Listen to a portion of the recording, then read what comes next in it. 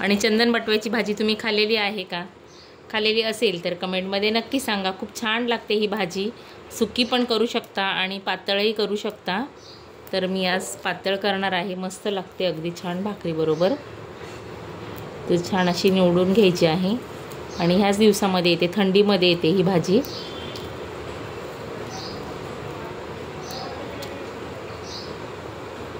अगदी कोवळी आहे भाजी।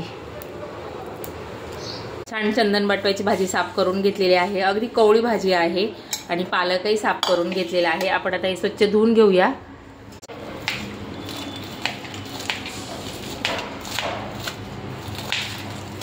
दोन्ही भाज्या छान कापून घ्यायच्या आहे।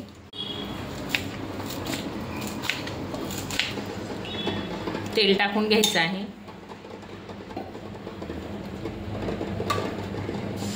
आणि भाजी छान शिजवून घ्यायची आहे।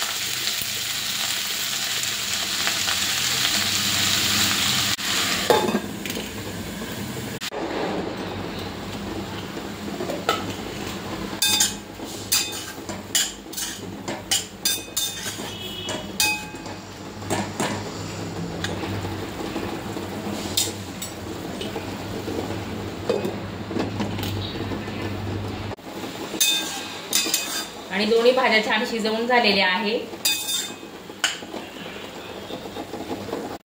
मिक्सरच्या भांड्यामध्ये घ्यायच्या आहे मिरची, लसूण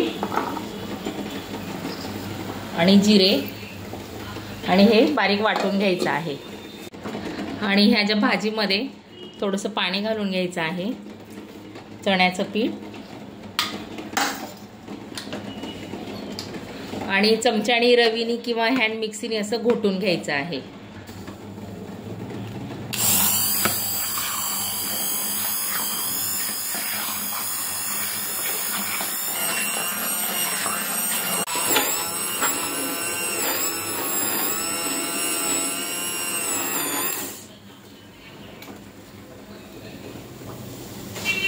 आणि भाजी छान बारीक झालेली आहे मस्त। आता छान उकळी घेऊया।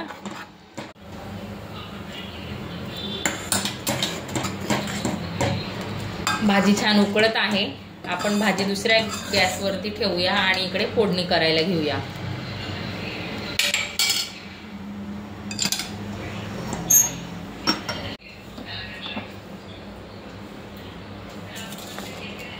तेल तापलेलं आहे, याच्यामध्ये टाकायचं आहे जिरे, मोहरी आणि जे हिरवी मिरची, लसूण आणि जिऱ्यांची पेस्ट केली होती ती टाकायची आहे।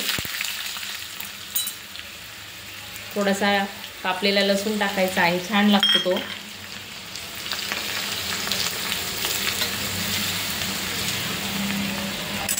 गॅस बंद केला होता मी, कारण की खूपच तापलं होतं तेल।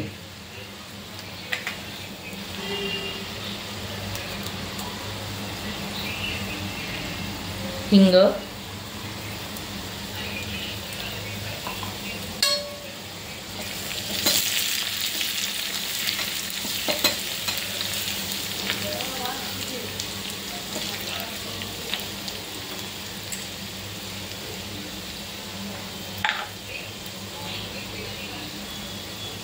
हळद,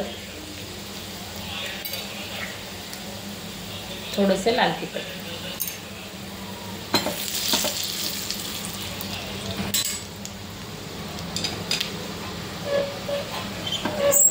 आणि छान फोडणी तयार झालेली आहे।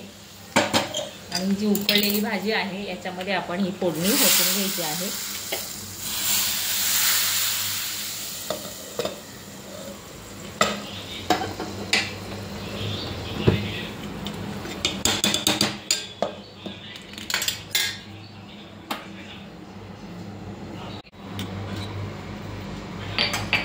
छान तडका बसलेला आहे भाजीला आणि याच्यामध्ये टाकायचं आहे चवीप्रमाणे मीठ।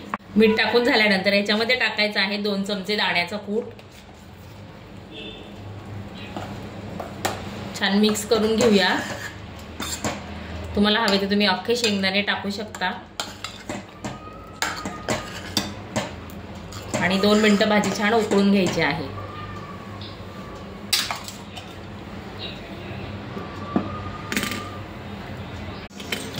आणि भाजी छान उकळलेली आहे आणि तयार झालेली आहे मस्त अशी भाजी। चंदन बटवा आणि पालकची पातळ भाजी तयार झालेली आहे। आणि व्हिडिओ आवडल्यास चॅनलला लाईक शेअर सबस्क्राईब नक्की करा।